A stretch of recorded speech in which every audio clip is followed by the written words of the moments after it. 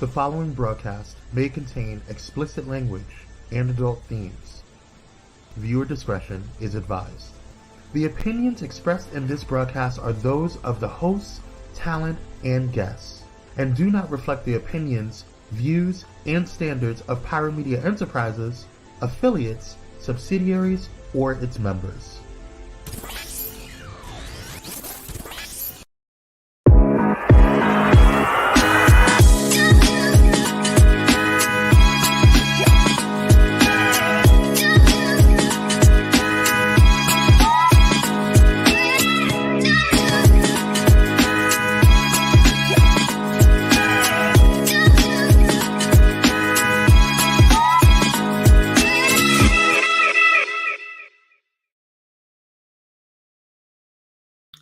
What's going on, kings, queens, and the entire spectrum in between? It is your boy Kwame, and I am back with yet another episode of Kwame Speaks. I am beyond excited today, y'all. I've been trying to get this man on the show, but he's busy saving the world, okay? Working on public health, working on doing social justice, smacking up heads upside the head with pastors and clergy. He's got a lot going on. But he is here today, and I am beyond. Wait, and not only on top of all that, now my brother is an executive producer. You see this? This was my title. I don't know if you can see it. This was my title. Now he's an executive producer. The man is busy. So I want to thank God that he had some time to hang out with his little bro. Ladies and gentlemen, without further ado, I want to present to you, introduce the son, the incomparable, the amazing, the handsome, Dr. That's right, y'all. Dr. Donta Morrison. Welcome him in.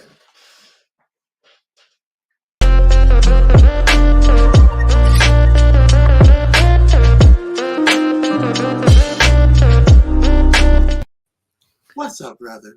What's up? I love that transition. we try a little some every now and then. I love it. First of all, Dr. Donta. Yes, sir. Dr. Donta Morrison. I know, right? I just like saying it, Like a real one. Like it's a real doctor, y'all. So first of all, how does it feel to be a doctor, to make it through? Because listen, I was with you when you had your master's when I met you. You had your master's, and then you were going through. You are what I call team typing fast. You had to type a lot. Write a lot. Yes. It's still surreal. It's very surreal. Especially when I have to sit back and look at the low percentage of African Americans that have PhDs. Yeah. Then you narrow it down to the low percentages of men.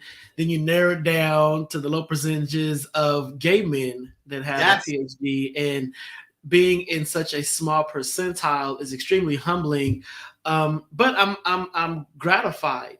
I'm excited. I'm looking forward to what I can do with it and who I can help and inspire. So yeah, just being a part of just this small community, it means a lot, but I don't take it lightly. But I also know what I had to go through to get it. It is not something that you can just walk into and say, hey, I want to be a doctor. I want to get my PhD. You really gotta put into it. And those out there who have a PhD or an EDD, you fully understand the trials and tribulations of that journey. So yeah, and here I am. Yeah, shout out to all of those who are on their a doctoral journey. Indeed, it is. I have seen it. I have seen it. There's been times when I had to hold my big brother. I was like, bro, you got this. I don't want to go home. Listen, and I think that's the part that people don't. I think the part that people don't. They don't really fully get, because I don't talk about the journey a lot. It was just one day I'm like, hey y'all, I defended my dissertation. I'm a doctor now. Because I didn't really put all the toils on social media. So when they see me, they still kind of see the same Donta, that had his bachelor's or high school diploma, but intellectually I am a different person. I have evolved greatly. And now I'm getting comfortable and secure enough to step into those spaces and be like, yo, I'm Dr. Donta Morrison, and what I say does have some weight behind it. So that's what I'm walking into now. Yeah, it's funny. It's funny you said that, because I think if you remember, I believe it was the year before last. It was a New Year's. I think it was a sunrise event Watch that night service or something. I think it was a watch night, but Yeah. it was something that was happening in the morning. It had to have been during the pandemic. But co-pastor Kimberly Irvin of Church One Ministry, shout out to Church One all day. But she did a sermon that was talking about I'm not there anymore. And you said something that was really interesting, because I think oftentimes people know you in one space and then they kind of want to keep you in that space forever because that's what they're comfortable with. And so I think it's important. One thing that my dad has always told me is to never stop being a student, whether that's a student of life, period. You know, he's said it in multiple frames, but for the most part, I've always kind of equated to being a student of life. I never want to stop learning.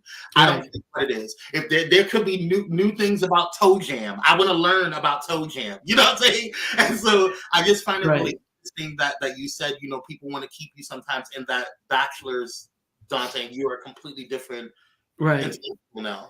And it can be challenging because oftentimes it's your own that won't allow you to expand outside that box. And the minute you do start to show like, hey, I've grown, I'm not that same person, they'll say, oh, you think you're better than us now. It's like, no, I don't think I'm better than you, but I do have, you know, the weight behind all I've been through to show that there is some substantial growth. I'm not the same person. And I pray you're not the same person either. You know, if you're still acting like we acted as teenagers, then something is off. Everyone should be in some kind of level of growth or whatever the case may be, regardless of intellectual or scholastic. We should all be evolving to be better. But I have noticed that some people do not want to even acknowledge the fact that I'm Dr. Morrison. You know, that I'm still the same person when it comes to hanging out. I love to have a good time and whatnot, but my conversation is totally different. My conversation is far more critical now, and a good critical, because I challenge people to think outside the box. I challenge people to let's dig deeper into the why. Why did you say that? Why did you think that was fun? You know, why did you think I would be okay with you saying that about me or to me? You know, so the approach is different, and that had nothing to do with my doctorate. That's just me being a 51-year-old Black man. I ain't got time no more for the dumb stuff. But on the other side of it, I think that we need to be respectful of people's growth. Honor their growth and affirm them in their growth. And then at the same time, do some self-accountability and say, hey, maybe I need to evolve in some certain areas as well. If this person is challenging me, like you said, we should all be forever learners, forever students. We should be around people that are sharpening us. The Bible says iron sharpens iron. If your iron is not getting sharpened by your circle, then you're in a very dull drawer. So we should all be trying to strive to be a better individual. And it's funny you say, because I think oftentimes, you know, I've been really critical about my spiritual growth in you know, in how I hear God, you know, and what certain things I like. Is this me or is this God telling me something? And one of the things that I have learned, and I'm still learning, is a space of old Kwame can't show up all the time. And oftentimes God is trying to pull situations away, and it's okay to transition. It's okay to be in a space. And if you just let go of the wheel, I like to be chauffeured. I'm going to be honest with you, Dr. Donta. I like to be chauffeured. And I think that God wants to just drive the car. And I don't think that's a problem. You know what I mean? Like, I think that that's okay. And oftentimes we want to get involved in what God is trying to do. And I firmly believe that I don't care if it's Albert Einstein. We don't have the mental capacity to understand an omnipotent being. You know? And so for us to try to understand the ways of God, of course we want to be closer to him. We want to be closer to how God operates, but we can't understand the ways of God and why things are happening the way it does. But that's hard to do. That's really hard to do if you're used to being in control. You know, relinquishing control to anything, whether it be God, your spouse, your friend, that's very difficult if you are a person that likes to exist a certain way. And normally God will shift our plan. You know, God says, my thoughts are not your thoughts. And we think we have it all figured out. And then God will come in and just pull that rug, and you're looking like, whoa, wait a minute. I wasn't ready for this. But because what we thought we were ready for, we really weren't either. So releasing those reins, it takes maturity and it takes trust. And of course, people of color, Black people specifically, we have trust issues because we've oftentimes had the wool pulled over our eyes. We've been through so much systemically that to try to trust something that we cannot see, that's difficult. That's difficult. And I don't care how rooted you are in your faith, your human side will always be like, I don't know. I don't know. Last time it didn't quite work out the way I thought it would. So it's growth. That's a growth process. Yeah. And I first of all, I could talk all day with you, brother, about these different things. I think it's important, but I want to get into some of your projects. You have a lot of projects going on, but before we do, we have to thank one of our sponsors, Bullet and Flight Radio. They are not only our sponsors, but they are also our sister radio station, and they are. Check them out, actually. Just check them out.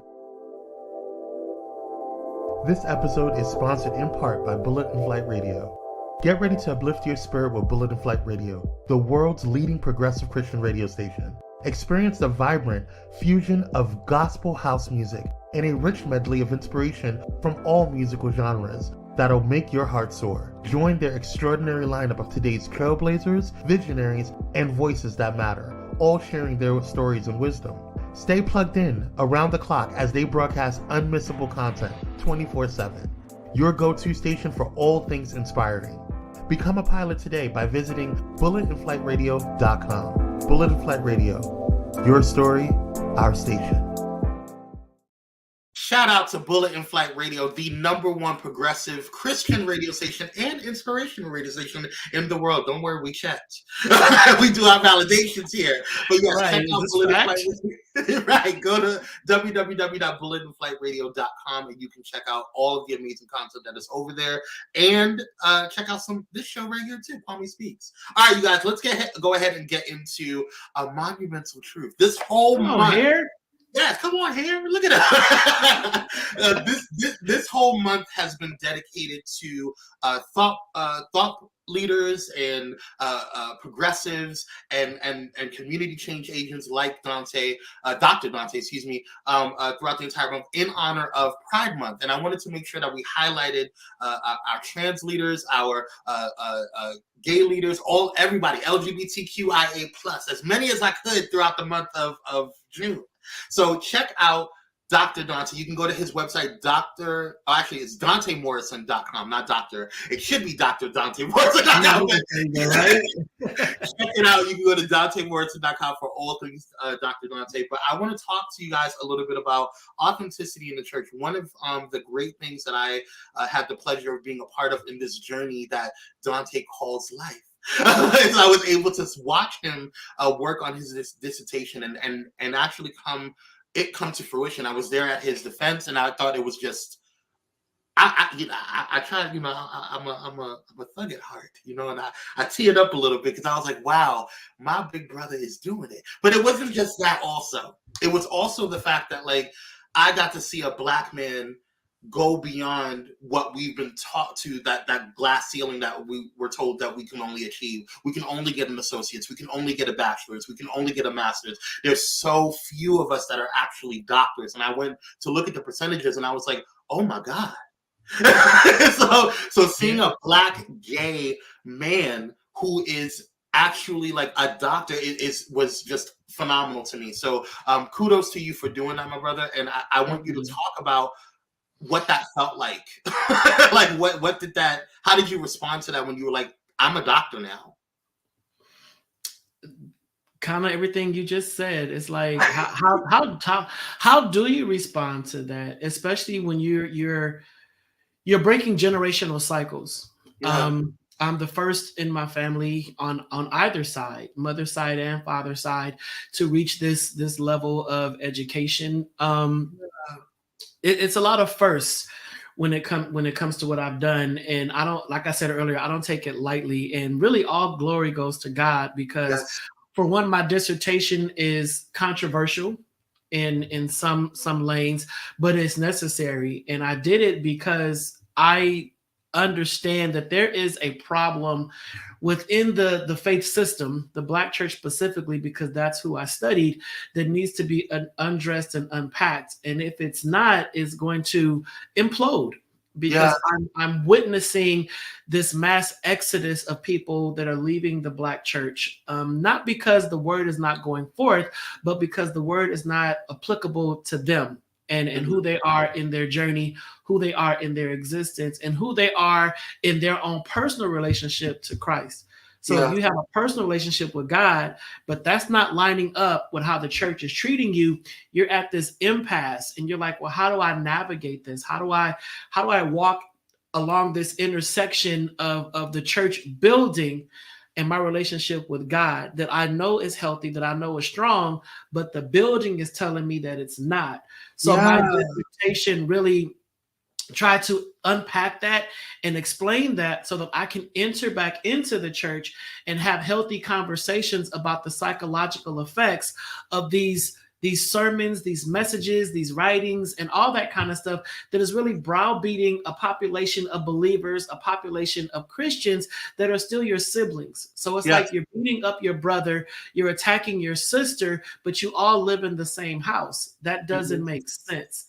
And the house is the body of Christ. I'm not talking about the building, the house. We all believe in the same Jesus. We all subscribe to the same God.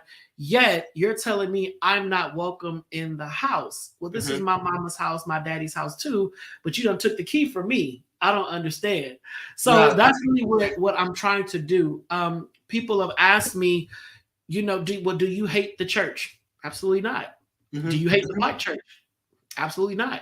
I don't hate it. I have empathy for it because I know that it is rooted in white Christian theology. It's rooted in white supremacy, and a lot of actions and behaviors stem from a white supremacist mindset. Yes. That is not to say that the Black church has not, took on their own ideas and behaviors, but a lot of it, we go down to the root. If we chisel it all the way down to the bare bones, we will see there is white supremacist ideology that dictates how we as Black Christians approach God. I challenge people to do. I said, hey, watch any award show and let me know how many white artists thank God in comparison to how many Black artists thank God.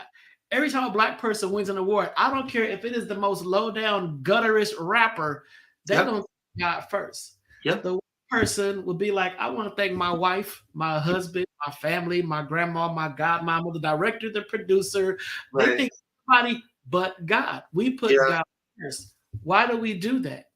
Why are we compelled to do that? And it's safe to say because God was the only safe haven we had during those times on the plantation, during those times when the white man was beating us, during those times when the white man was telling us we weren't nothing. We could at least find some kind of salve in God or in Christianity that the white man would give us some kind of liberty. And the white man would say, well, you guys can go and worship, but don't bring in all them traditions of Africa. Don't bring all that movement and all that stuff in. Don't do that. So we had to leave and go out to the hush harbors, go out to the forest, away from the plantation, so we can still incorporate our own approach to spirituality, our own approach to God. And that's why I chuckle at Blacks who say it don't take all that. But it's in our roots. It's in our core. It's who we are. Being to move to the drum, to shout, to make noise, to be loud, to dance like David danced. That's in us. That is who we are. So anytime I see a Black person either suppressing that or talking about someone that has the movement, we call it the Holy Ghost dance or whatever. When you are talking about folks that's doing that, you don't realize that comes from the motherland. That is what is in us. So it's things like that I try to educate people on to just break down these walls of divide so they can see we're all the same. Gay, straight, bisexual, trisexual, whatever you want to identify as, we're all the same. We just have different approaches to how we live our life. If God is telling me, or God has told me that I'm okay, I want to make sure that I'm letting others who have been church hurt know they're okay as well. That's the long answer to your question. No, that was amazing. I because I'm over here like I'm trying not to jump up and shout myself, because I think oftentimes people misinterpret that, and I don't remember who was at church when that said this. Oh, I think it was oh my God, why am I forgetting his name? We call him out like he's one of our spiritual uncles. Oh my God. It'll come back to me. It'll come back to me. He came to speak at church one time, and he said people who look at us shouting and think that we have mental illness or think that we're crazy or whatever, that's us releasing. That is us coming from a place that when we're holding in all that mess throughout the week, we're releasing and giving it to God. Because that is what we do. We have to hold on. We have to be quiet because Mass is right there telling us that we have to keep picking that cotton. We have to go in our house and clean and do what we got to do. We have to constantly bite our tongues because we're constantly dealing with microaggressions, right? Mm-hmm. And so we have to hold all that in. At what point do we release? You don't want us to release on the streets because then you're saying that we're rioting when we're actually protesting. You don't want us to go ham on you because then we're being aggressive. You know what I mean? So at what point do we get to it? So we can't even release in the church now. You know what I'm saying? We're releasing and giving it up to God. And I think that's just brilliant what you said. I wanted to go into, again, because we could go on for hours on this, brother. But I want to go in and talk about one of your projects that you have called Conversations with Clergy. Yes. Talk to us about that, my brother. So Conversation with Clergy, 1 second, hold on. Mm-hmm. Sorry. All right. So I am, in addition to the many hats that I wear, I am also a faith ambassador for the HIV Vaccine Trials Network, or the HVTN. And the HVTN is a federally funded organization that really focuses on vaccine trials and vaccine awareness, vaccine uptake. So they're responsible for really a lot of the work that goes into a lot of the vaccines that we have out there now, COVID-19, tuberculosis, all that kind of stuff. But they also work diligently to find a vaccine for HIV. Mm-hmm. So my role as a faith ambassador is to incite conversations within the Black church. It's six of us that are part of the network, all from different faiths. I am the Christian faith, so I pull in Christian clergy, Christian church leaders, Christian people to have conversations about HIV, vaccines, sexual health, and HIV awareness.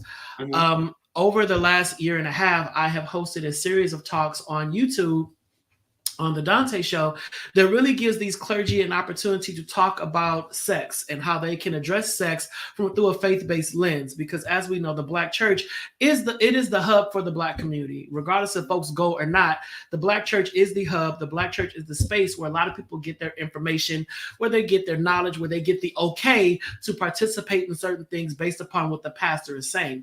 Mm-hmm. The Black church is also a source of contention for a lot of people because oftentimes the bigger issues that's affecting our communities are overlooked.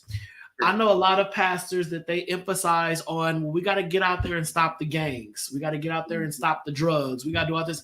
For me, that's not my lane. That's low-hanging fruit. That's something I don't really deal with. Mm-hmm. I look at sexual health because I know we got folks up in the church who are sexually unhealthy. That does not mean they're walking around sexually infected with STDs. That means they're engaging in unsafe sexual practices. They don't have a positive outlook on sex. They view sex as being dirty and shameful. So when they do engage in sex, they're running to the altar or they're lamenting before God and say, oh God, I have sinned. Please, I don't want to do it ever again until the next time. So I am trying to incorporate these conversations within the Black church that's going to advance how we approach human sexuality, that's going to create more inclusive spaces for worship, and also going to educate people on HIV and STDs, and those living with HIV will be affirmed in their diagnosis and know they can go to the church to get information on how to live their best life. So that's what Conversations with Clergy is all about. Now, the trick is getting clergy who is willing to have these conversations. Yeah. One is a lot of clergy are afraid to have the conversations because we know pastors want to be the smartest ones in the room. So if they're not the smartest one in the room, some of them allow that pride to take over and they're like, oh, my church doesn't have that issue. My church doesn't have any gay people. HIV is not an issue in my church. We all know that is a lie. So Right. I try to massage these conversations and say, pastor, bishop, doctor, apostle, whatever title you want to go by, it's okay to say you do not know. The strength in that is pulling in someone like me that can help you navigate these discussions, because little do you know, there's a lot of sexual proclivity within those pews. It's a lot of identifiers. It's a lot of folks that do things. Even your heterosexual couples do things that you may frown upon, but they're living their best life. So we have to normalize conversations about sex. The Black community, what I have observed, shames sex so much so that no one is comfortable talking about it. And I don't know why we don't talk about it when we're actively doing it every single day. Somebody's probably watching this show right now and having sex. They're like, I hear Donta, I hear Kwame, but babe, come on, let's do this real quick. You know, leave the show on. I don't want to miss nothing, but come on, take care of me. You know, and I think it doesn't make us any less Christian because we like sex or because we're having sex. So that's what conversations with clergy is all about. I love doing it because I have been in company with a lot of phenomenal pastors, and I'm also helping to break down that stigma that the church doesn't care. I'm getting pastors who are not afraid to have these real conversations. I'm getting clergy from all across the country who are like, yo, enough is enough. Stop with the gay bashing. Stop with kicking the gays out of church. And these are heterosexual, cisgender clergy pastoring traditional churches. These are not, I do have some progressive pastors. We all know they're on board. But for people to hear the traditional pastor coming out and saying, yeah, Donta, I'm tired of that. You know, gay folks ain't bothering me. I ain't bothering them. Y'all come on to church. We going through enough as Black people to keep ostracizing folks, especially we are already oppressed. Blacks are oppressed in America. So we're going to be oppressed, oppressing other people. Come on, that's insanity. It doesn't make any sense to me. Now, first of all, that's a mouthful, my brother. It's a lot. There's a lot going on. And I think oftentimes we get to a space where we're constantly bashing the church. And although I think that nobody is above criticism. I think everyone is in a space of growth. We can do constructive criticism. We can do things and have conversations that promote positivity and promote progressive thought, right? But I think oftentimes what I'm seeing, and I've fell into the trap of it myself. I'm going to be very honest. You know, I try my best to make sure that I'm as transparent as possible. But we get to a point where we throw the baby out with the bathwater. You know, we get to a point where we're starting to bash the church now. And I think it's all just because they're bashing us doesn't mean that has to be. And another thing that I see is that we equate what happens with clergy and what they do or say to us with how God feels about us. And we place that man or woman or non-binary person in the way of our relationship with God. That's very frustrating. Have you noticed? That's very frustrating for me because I'm like, God ain't got nothing to do with that. God loves me. Me and God are cool.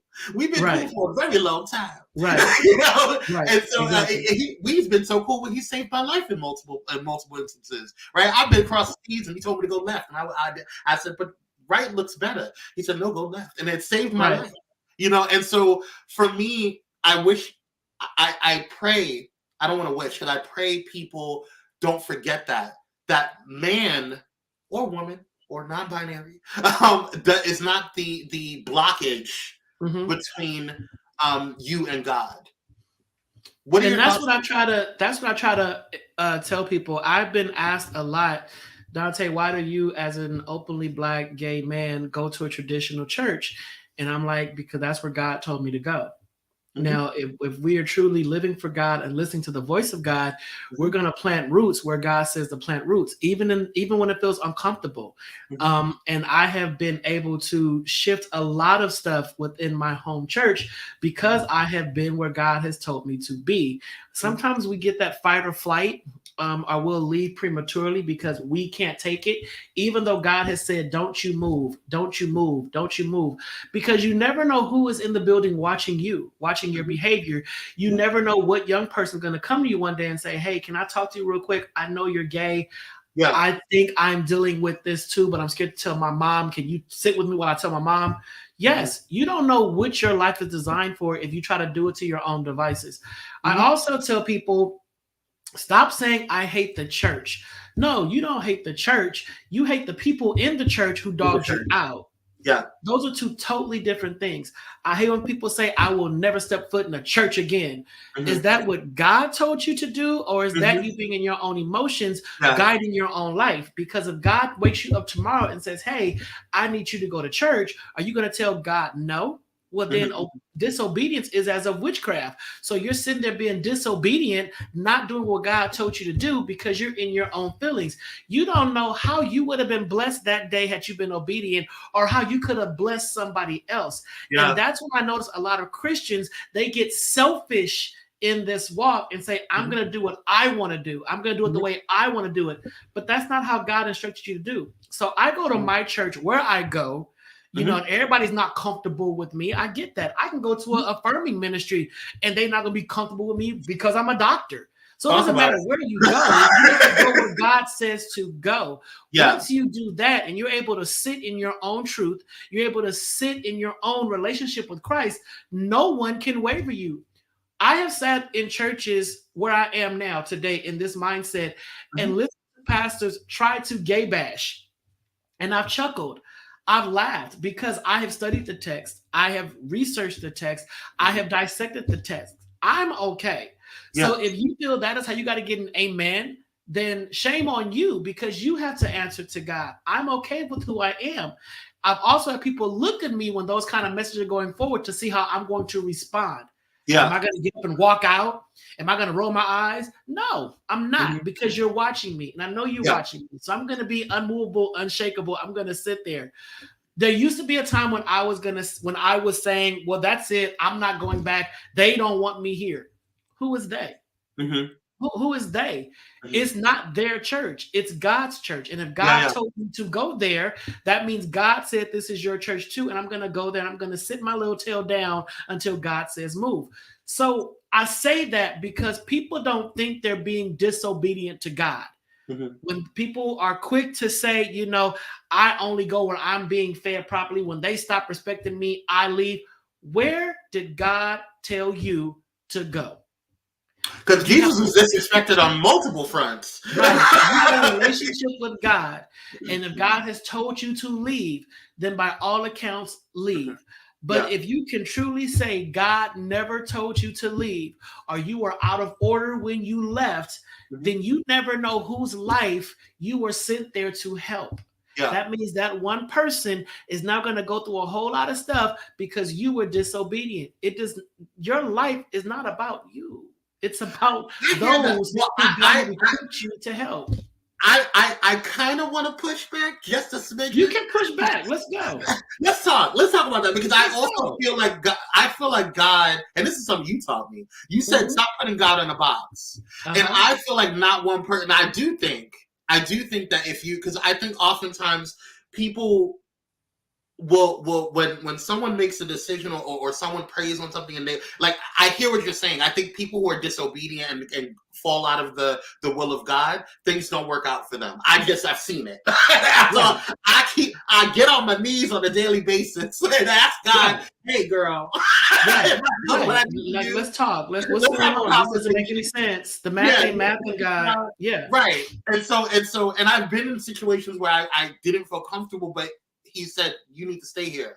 You need to stay a little longer, or you need to do this, or you need to do that. And regardless of how I felt, that's not what I was told. I was told to stay or told to go or told to do something. And even if I didn't want to.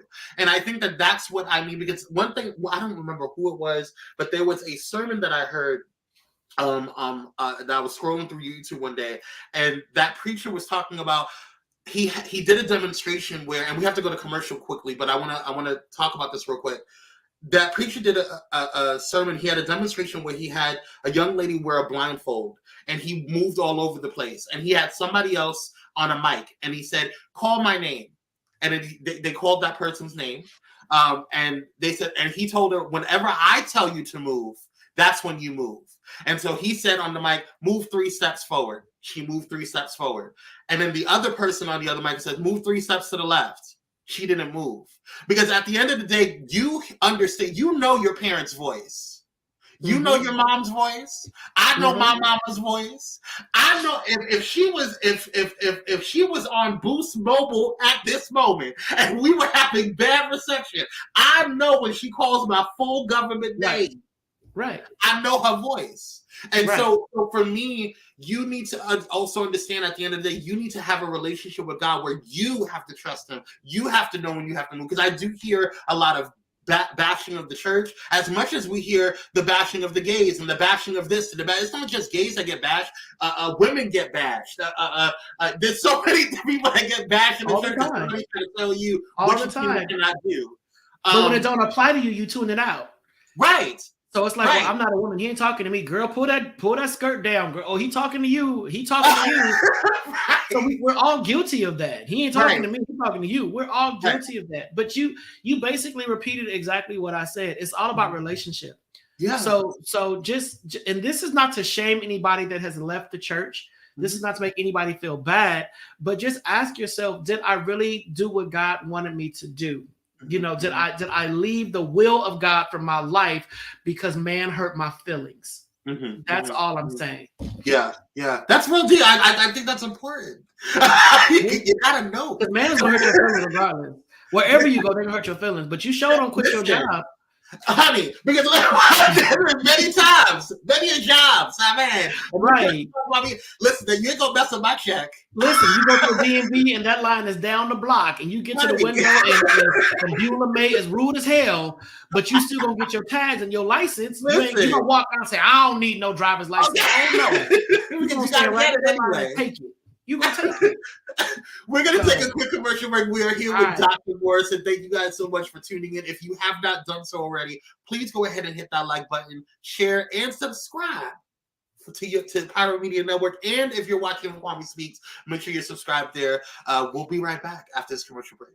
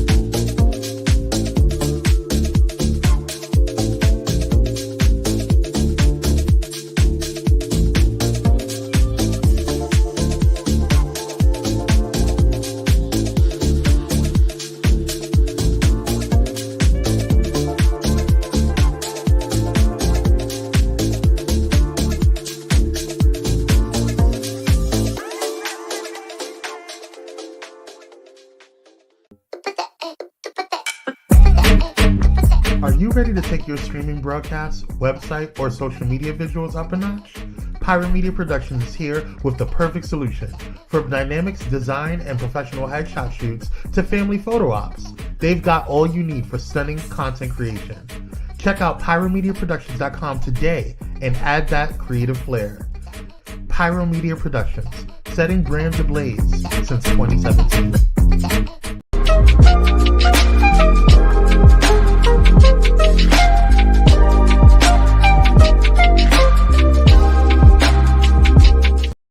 And we're back, you guys. We are here with the incomparable, the incredible Dr. Donta Morrison. That's right. There's a PhD on that name. Yes, and we're talking about monumental truths, and we have already been having an incredible conversation. And I just love chopping it up with him because he makes it think, just a little think. Appreciate that. You're welcome. But let's go ahead and get into some things here. We talked about so much. We talked about conversations with clergy. We talked about your dissertation. Let's talk about something on the other spectrum. Now, for those who don't know, the man, the myth, the legend is also an author. I don't know if you guys know this, but the man has a book, a best-selling book, if you will. Okay, it's called The End of the Rainbow. And yesterday clarified, if you want to get the second book, just want to throw that out there. Shout out to DontaMorrison.com. You can go ahead and purchase it there. Yep. Mm-hmm. And it's on Amazon. Just type in Donta Morrison. Very easy. Okay, so it'll be right there. But in this book, do I have it over here? No, it's on my bookshelf over there on the other side with the rest of the amazing authors that I have over there. But yes, in addition to all of this, he has a series coming out called My Baby. Yes. Tell us about it, my brother. Oh my God. So, man, I get emotional. I'm trying not to get emotional. So yeah, I wrote the book. I started writing the book, I would say, in 2002, during one of the most transformative seasons of my life. I'll put it that way. Mm-hmm. I was going through a lot, spiritually, religious, sexually. It was a lot of stuff happening, and I was all alone. And I said, well, how can I best get all this off of me and get out of me? And I've always loved writing. When I was little, I used to write horror stories and read them to my grandma. I would just write, and she'd be like, okay, that's scary. I'm like, yeah, huh? Be like 4 or 5 pages, but I'm like, and the ghost came in and ate the lady's head, and So when I wrote The End of the Rainbow, it was kind of a release. It was a purging of all the stuff that I had experienced in my life up until 2002, the relationships, the drama, the confusion, just a lot of stuff. And then I wrote the second book, of course, yesterday clarified, really out of demand because people wanted to know what happened. Well, what happened? How it all turned out. So I wrote the second book. And I sat on it. And about, I would say, man, 10 years ago, I was asking people what they thought about it, me, scripting it and all that kind of stuff. And it was like, yeah, sure, go for it. Make it a movie. Your friends is going to pump you up, but they're not going to help you do it, Right. So I have been working with Anthony Bond. I had worked with Anthony Bond on a series called Chia in August. And then I told him, I said, I wrote a book. He was like, okay, let me read it. And then about 5 years later, we revisited it. And then, here we are, and we scripted it and we wrote it, and yeah, man. So it comes out July 26th. Yes, thanks. It comes out July 26th on Watch Vim, and I am nervous, excited, anxious, to see your life just kind of on screen. It's a lot. And after we filmed a certain scene, literally, I think I cried for like 4 days. And not, just, oh, Hatiti. Yeah. No, it was like, I don't want to get out of the bed crying because I had to relive so much trauma, just put it out there. So the series does have some triggering moments. It has a lot of relatability, but I wrote it to show people that love is not based upon a sexual identity. Gay people love and hurt the same way straight people love and hurt. Relationships are the same across the board. A breakup is a breakup, toxic is toxic. It doesn't matter. And I've met so many people that are like, oh my God, you gays have it easy. You gays got this, you gays got that. Are you serious? The same way you hate that, no good, whatever, we go through the same stuff just to show. But on the same side, we also love the same. Love is love. Breakup is breakup. So that's 30. So I'm nervous because I know that people are savage, and I'm like, this is my life. Don't y'all drag my life. Right? Don't be dragging my life. This is what I went through. This is my struggle. Take all that doctor off and meet me on the block. Okay. I will Jocelyn you. Okay, I will get all that ponytail and just yank don't it let on the back. degrees fool you, girl. Don't let the degrees fool you. You want to see the other side? I'll take all this doctor hat off, all this clergy collar off, and we can talk. So you don't like my little series? You don't like things? What's going on? Okay. Meet me on the block. Okay, on 44th and Slauson. Right, it's nothing. It's nothing. It's nothing. No, but I'm actually really excited to see it.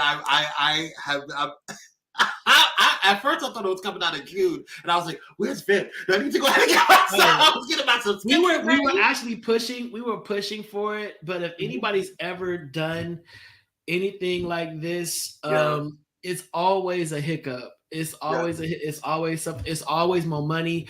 And I fully funded the project out of my pocket. Like I didn't do a GoFundMe, I didn't do an Indiegogo, I didn't do nothing. I just let me just pay for this. And you know, and it's a lot.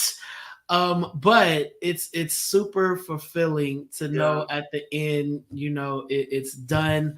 I can't wait to see it. So the series is 7 episodes, and it really only covers the first half of the first book. Mm-hmm. So the goal is to get 4 seasons out of both books. So this is the first half of the first book. So if you've read The End of the Rainbow, it's not going to take you to the end. It's going to take you to the first half. And if you know the story, you know that first half is enough. You know, listen, that book is sweaty. I had to put it down because I think in chapter 4 or 5, I can't remember, but one of the chapters, I'm not going to talk about it because y'all need to read it. I paid my money, y'all pay your money, okay? So go ahead and get that book. It's really good. It's smutty. It's very smutty. It's very smutty. It's very smutty. And just for those wondering, yes, the series does have some smut. You will get your full frontal. It's not compared to the smut in the book, though. You'll get your full frontal. Oh. You'll get all you need. You'll get all you need to get through the day. Move out the way, Chris, folk. Yeah, I want to keep it as close to the book as possible. Yeah. So if you have read the book, you know there is a sexual exchange that is quite heightened and is quite explicit. Mm-hmm. And in the series, that exchange is there and it is present and it is quite heightened and it is quite explicit. Hence, you see the cakes in the preview. So it's a lot. And shout out to the actors for just challenging themselves because, you know, the lead actor, B Musique, he plays me. And he was all after every scene. So the dark one is me. And after every scene, he run to me. Was I okay? Did I do it? I'm like, yeah, you got me. You got me. You got me. You got me. So and we've all established just friendships as a result. So we're all cool now. The whole cast, we're all just like family. So yeah, that's awesome. No, I'm very proud of you, Dr. Donta. And I'm wearing it out. I know some people are like, oh, don't call me. I'm fine. You know, we brothers. Right. You earned your doctorate, so I want to make sure you didn't buy it. Okay, some people buy their doctors. You didn't buy it. It's not honorary based upon my Grammys. Listen. You know, that's another conversation. Right. But as you can see, the trailer is playing. We cannot play the audio because you know how YouTube is, y'all. I'm so sorry. But if you want to watch it, go to Donta. To Donta. I think it's up on your YouTube? It's on my. You know what? I have not put it on my YouTube page yet. Can you believe that? Well, I know. You guys can go to his IG, or you can go, which is Donta_Morrison. It's IG. It's Instagram.com/Donta_Morrison. Can you tell that he was a prior client? That I remember all his information. Also go to Facebook.com/Donta Morrison, and you can check it out there. I believe that is public as well. So it is awesome. I am so freaking proud of you, and I'm looking forward to watching it. Listen, I'm here with popcorn. I cleared my schedule. Okay. So now listen, we can go on and on and on and on about this because I really want to deep dive into the book, but I feel like people need to read the book, and I encourage you to read. You have time. It's coming out at the end of July. You got a month. You got a whole month to buy the book, read the book, and be ready for the series. You got a whole month. And Dr. Donta already told you the series is not the full book, so you can just read the first half. Just read the first half, and you. I'm telling you, after chapter 4, though, you guys are not going to read. You're not going to put it down. I promise you. I was triggered. Matter of fact, come see me on the block, Dr. Donta. You wrote some things in there I felt like you wrote out of my book. Okay, out of my journal. It's nothing. You read my journal. Okay, you read my It's nothing. No, I'm so proud of you. Is there anything, what do you tell someone who is in a space of, because I always look at myself and I realize that one of the worst ages of my life was age 15. And that was when I was kind of figuring out who I was and really kind of just trying to figure out who Kwame is. What is this thing called gay? You know, I didn't know what I was. And you know how we come out and be like, oh, I'm bisexual. Right. Just to kind of ease it. Yeah, it's just a phase, you know. Yeah, I'm gonna get married by 30. I'm gonna get me a wife when I'm around about 30. We're good. And so and we all, everybody who has been through that knows exactly what Donta and I are talking about. But that has happened, and during that time, I wish I can go back and talk to that person, to talk to that Kwame, and say it's going to get better. And so what do you tell people who are that age, who are still, and I know it's a different time. We had different struggles. Gen Z has different struggles. Millennials have different struggles, etc. And even this newer generation that's sprouting out has different struggles and different things that they have to worry about. But what do you still tell those who look at you and say, wow, I want to be like Dr. Donta. I want to be, you know, I want to pursue my dreams and do all the things that I want to do. What do you tell them, even in the midst of their struggle, you know, with God, or their struggle with who they are? I know. Reach out. Yeah. Reach out. Get you a good mentor that's going to mentor you from a healthy space. That's going to pray with you and not pray on you. Yeah. Find you someone that you can trust with your truth, that you know your truth is safe with them. Because I tell people all the time, come out when you're ready. Let the world know when you're ready. You know, kids are always coming to me saying, you know, when do I tell my friends? When you're ready. When you're ready. When do I tell my mom? When you're ready. You know, it's no one has the right to know your sexual orientation except the person that you are in the process with. And if you saw the post I did, who you're gaying with, you know, no one needs to know all that. So that is you. That is something that you can keep in your own little box, you know, and keep it right there. But don't live a lie, you know, based upon that. And I think that it's a fine line you have to juggle, because it's like, okay, I don't want to live a lie, but I don't feel like the world knows my business. You know, and that's the war that you oftentimes deal with. But if you have someone you can talk to, that you can just lay all this stuff out, they can help you massage all this, where you can be comfortable in your truth, walk around in your truth. And when those people ask you, how come you're not married yet? I ain't found the right person. Because you ain't lying. You haven't. It's honey. You haven't found the right person. I mean, instead of feeling nervous, like, oh my God, they're investigating, they know, let me go get a girl, or if you're a girl, let me go get a guy so I can throw them off. What do you owe them? What do you owe them? Because they're with who they want to be with, and they're living their life on their terms. Now, I know when you are young, you are still under your parents' roof. You don't have the wherewithal to survive outside their home, you know, so you got to abide by their rules. That's when you need to learn how to just play the game like, yo, I'm not an adult yet, so we can't be all cupcaking like that, because if my parents find out, I'm going to be homeless. You know, you have some wisdom. Don't pop off at the mouth with your mom and your daddy because I'm queer and I'm here and I'm gay and get used to it. Well, you get gay outside my house. You know, and I think that's the mistake that unfortunately this new generation, they are so vocal and so loud that they're doing it and don't realize they're still not self-sustained. They're not self-sufficient. You can't afford to be rallying on the block, young buck, because you still live at home. You still got to get your high school diploma. You ain't got no car. You ain't got no job. I get it. You are gay, but you still need to live within certain parameters. You know, and we can help you navigate that space, even if it means talking to your parents and say, listen, what's the rules for them being gay in your house? You know, you can be gay, but don't bring no boys here. That kind of thing. It's not your parents limiting you. But if I had a daughter, I'm gonna tell her, don't bring them nappy heads in my house. Absolutely. And I think also to that, I think I don't ask heterosexual people who's in their bed. Why do you need to know what's going on in my bed? I don't care. I personally don't. It's not my business. I really don't care. But as we go through this, that level of curiosity, it feels like we have a one-up on somebody if we know their sexual orientation. Mm-hmm. One thing that I always tell people too is be in control of your own narrative. Yeah. Don't let others tell your own story. Mm-hmm. People ask me, why are you so vocal? Why are you so open? Why are you so out? I'm like, well, one, I'm a public speaker. Mm-hmm. You know, I'm out. I'm in the forefront. And in today's society, everything is on social media. Everyone has a camera. So God forbid that I would be this closeted clergy, but I'm down at the Abbey every Sunday. You know, or I'm at Mickey's on Friday nights, or I'm at Trunks, you know, on Tuesdays. God forbid. And then when they see it on social media, now I got to keep lying to keep up with the lie.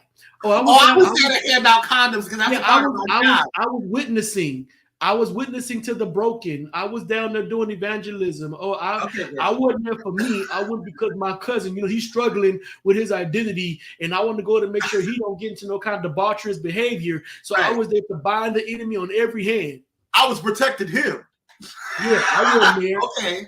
And then I go home, or the next Sunday, I'm pulling a woman in the church to say, see, look at her. That's who I'm with. What are you doing?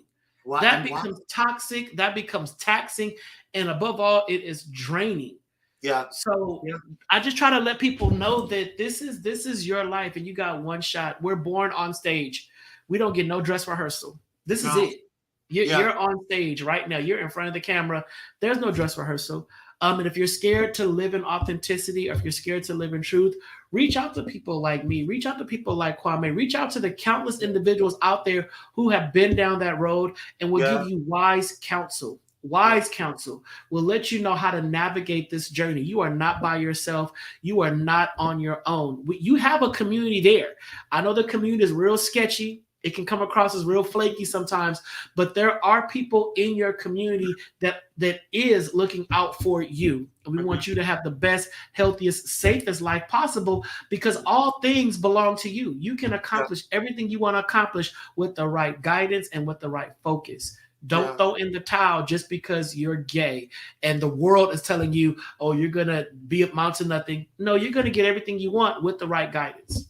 Right. And just to add on to that too, I think it's important to remember that your chapter 30 is not going to be your chapter 15. So just because Donta is in a certain space, you don't know what it took for him to get to that space. Just because you see me in a certain space, you don't know what it took for me to get into this space. And I think your chapter, your journey is your own, and the car and the road that you choose on that life, or the road that is called life, is your own. People can come into your car and they can come out. They can travel with you. They can drive alongside you, but you are still in charge of your journey and what you go through. So don't try to do that comparison thing. And I think that's what I have seen younger LGBTQIA plus community kids do, is that, well, Kwame's doing that, or Dr. Donta's doing that. Yeah, but Dr. Donta has his own damn house, and his own car. All right, Kwame has his own company. I pay my own bills. Okay, you're not there yet, boo boo. And it's not looking down on you. It's letting you know that if I had a Kwame when I was 15, I would have been like, hey, bro, look, just right. And it's funny because I was in a car with a young person last week, and the car was a bucket. I mean, a bucket. And they were profusely apologizing. I'm like, why are you apologizing? I mean, I just feel, I'm like, yo, if I tell you about my first car, you will clown me. I'm like, I had a car that when you push the gas, the cassette sped up. I'm leaving. Because the wiring... the wiring was off. So you push the gas, it's like the Chipmunks was singing. So only time my radio sounded good was at a red light. Sorry, that's hilarious. But that was my car. And I had to go. I had to get to work. But that was your testimony. That's my testimony. I'm like, you're seeing the now. You don't know where I have been or what I have been through. So whatever you got now, cherish it. It's a blessing. Own it, love it. Wash that bucket, keep it clean, vacuum the inside, put your little tree up in there, and keep it pushing.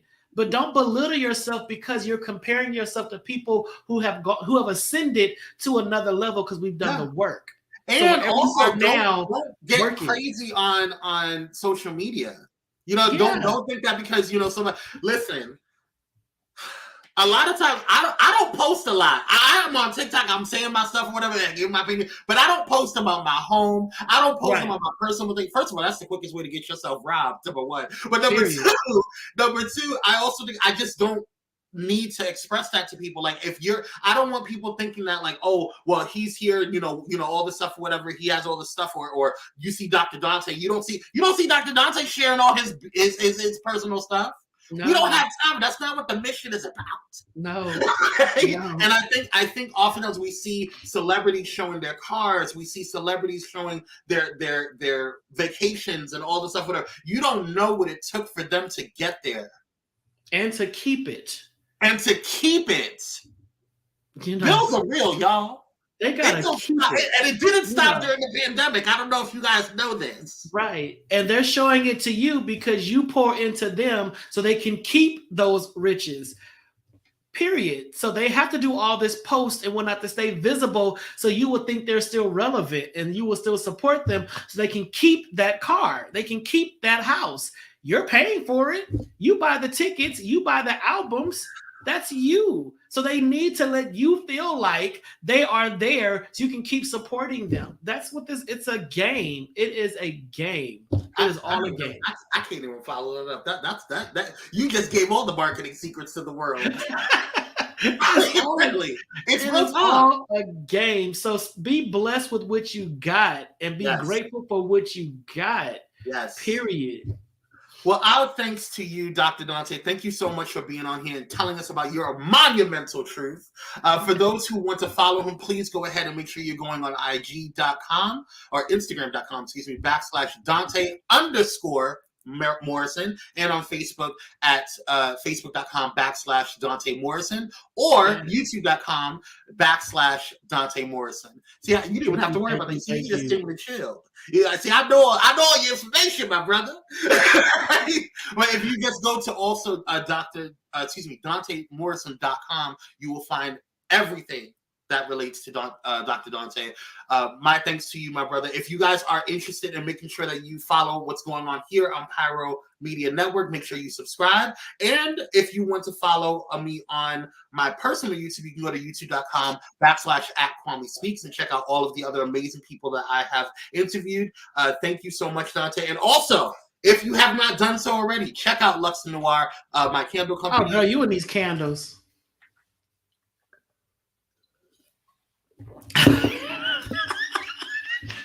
I'm saying you want to have a moment, so I just want to give you sense of stage. Anyway, let's do our candles. Black Boy Joy is selling out. This is pre-recorded, so I don't know if it will be sold out by then, but hurry up and get your candles, y'all. Okay? Support Black business. Support Black business. Support Black business, okay? And if you think it's too hot to burn some open flames, you can go ahead and get some wax melts, okay?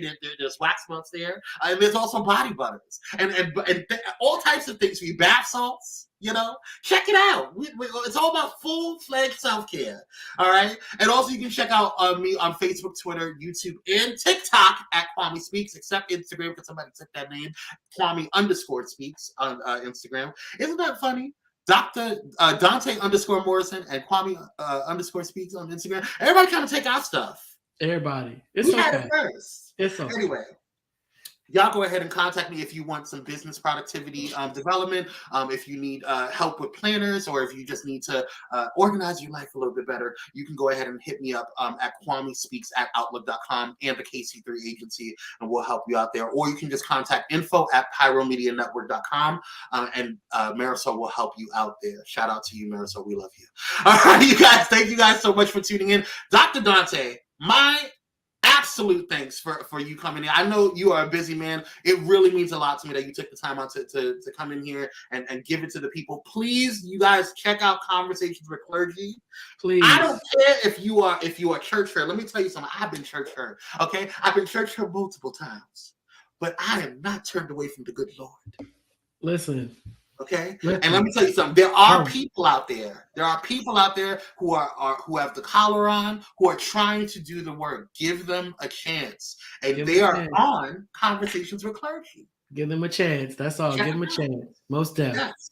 All right, brother. We will see you on another one. Make sure you guys are supporting Dr. Donta on all things, and make sure you support here, Pyro Media Network, and Kwame Speaks. We love you guys. Thank you guys so much. And until then, today is a great day to have a good day. Create a great one. That's profound. Ain't it? Ain't it? Something to be from the Lord. It's that relationals. Y'all have a good one.